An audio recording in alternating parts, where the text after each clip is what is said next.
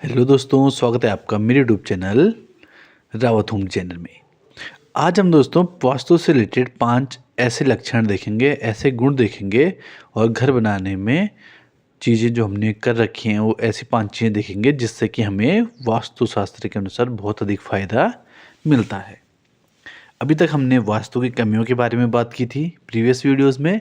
आज हम बात करेंगे जिनसे कि हमें घर में बहुत ही अच्छा वास्तु लाभ देखने को मिलता है।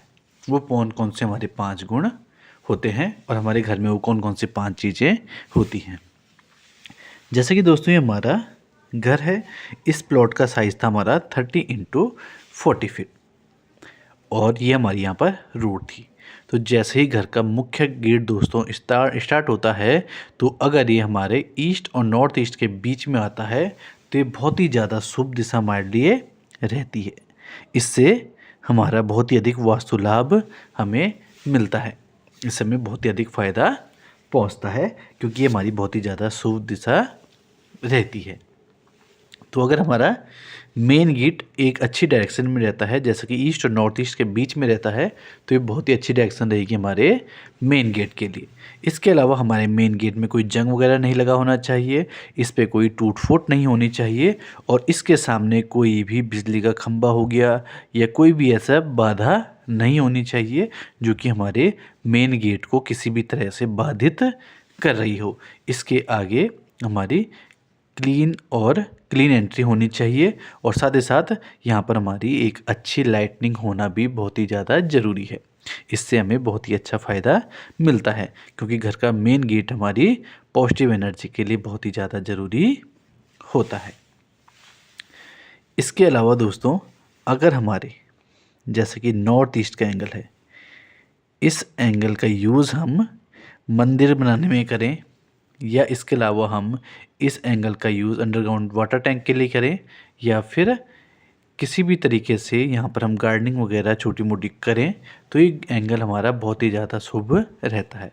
नॉर्थ ईस्ट का एंगल हमारा ईशान कोण होता है और ईशान कोण दोस्तों भगवान शिव की दिशा होती है और यहाँ पर वास्तु पुरुष का सिर विद्यमान रहता है। अगर हम यहाँ पर जल से संबंधित कार्य करते हैं तो ये हमारे जीवन में शीतलता प्रदान करता है। 2 जगह तो दोस्तों ये हो गए जिनके बारे में हमने अभी बात की है। तीसरे नंबर पे आता है दोस्तों हमारा ब्रह्म स्थान। ये हमारा ब्रह्म स्थान है। इस स्थान को हम जितना खुला रख सकें ये उतना बेहतर होता है। यहाँ पर हम जितना आकाश तत्व को रख सकें ये स्थान उतना ज़्यादा बेहतर होता है।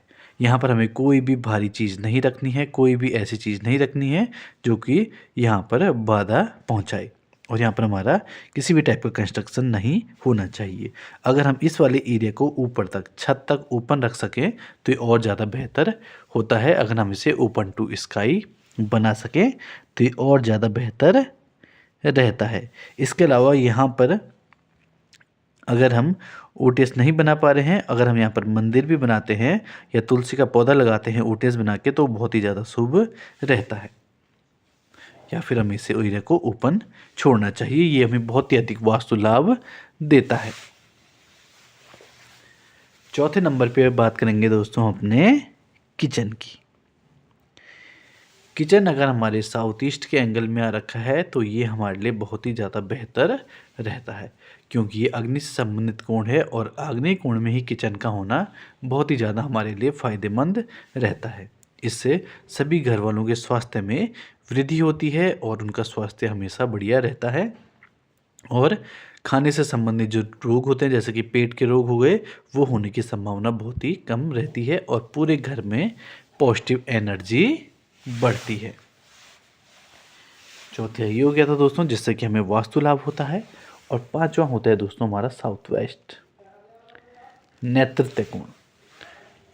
नेतृत्व कोण दोस्तों हमारे पितरों से संबंधित कोण होता है और ये हमारे घर का अगर जो मुखिया हैं वो अगर इस कोण में बेडरूम बनाकर रहें तो ये हमारे लिए बहुत ही ज़्यादा शुभ होता है।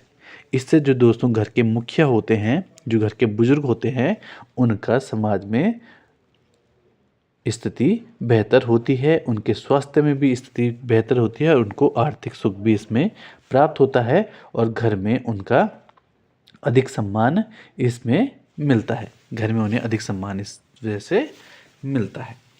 नेतृत्व कोण में दोस्तों हमें घर के मुखिया के लिए ही बेडरूम बनाना चाहिए। बेडरूम जब बनाया जाए तो इसमें ये बात का विशेष ध्यान रखना है कि बेड के नीचे हमें कोई भी आयरन की ख़राब चीज़ नहीं रखनी है या कोई भी आयरन की चीज़ नहीं रखनी है।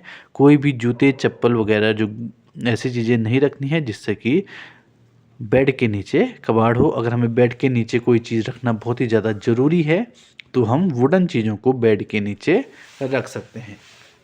इसके अलावा जब हमारे बेडरूम में बेड लगा हो तो इसमें ज़रूर ध्यान करना है कि बेड जहाँ पर लगा है वहाँ पर शीशे की परछाई ना आ रही हो। शीशे में आपका बेड नहीं दिखना चाहिए जिस टाइम पे आप बेड में लेटे हुए हैं। इससे भी वास्तु दोष घर में उत्पन्न होता है। इन चीज़ों का हमें हमेशा ध्यान रखना चाहिए। तो आज दोस्तों हमने 5 ऐसी चीज़ें देखी जिससे कि हमें बहुत ही अच्छा वास्तु लाभ मिल सकता है अगर हम इन चीज़ों को फॉलो करते हैं तो हमें यहाँ पर वास्तु लाभ मिलता है। जब भी दोस्तों हमारे पूरे घर में जैसे कहीं पर वास्तु अगर गलत हो रखा है और उस चीज़ को हम तोड़कर सही करना चाह रहे हैं तो इसमें हमें इस चीज़ का ध्यान जरूर रखना चाहिए कि ज़्यादा तोड़फोड़ करने से भी वास्तु खंडन दोष होता है। और वास्तु खंडन दोष को दूर करने के लिए दोस्तों हमें उस जगह में गंगा जल से धुलाई करनी होती है और वहाँ पर हमें कई और चीज़ें भी होती हैं जो कि वहाँ के वास्तु दोष को दूर करती है। वो डिपेंड करता है कि एरिया कौन सा है। तो ये सब चीज़ें करके हमें वास्तु दोष को दूर करना चाहिए और तब जाके वहाँ पर कुछ नया कंस्ट्रक्शन करना चाहिए। अब दोस्तों मिलेंगे आपको नेक्स्ट वीडियो में, तब तक के लिए दीजिए आप लोग इजाज़त। और ये वीडियो आपको कैसे लगी इसके लिए आप मुझे कमेंट कीजिए, वीडियो को शेयर कीजिए, लाइक कीजिए। अगर आपकी कोई भी समस्या होती है, आप कुछ भी पूछना चाहते हैं तो आप मुझे इस नंबर पर व्हाट्सएप कर सकते हैं। नंबर है 9528979792। इस नंबर पर आप मुझसे कांटेक्ट करके अपना हाउस प्लान बनवा सकते हैं और अपने लिए डिजाइन के बारे में भी बात कर सकते हैं। मिलते हैं नेक्स्ट वीडियो में, तब तक के लिए दीजिए इजाज़त। धन्यवाद।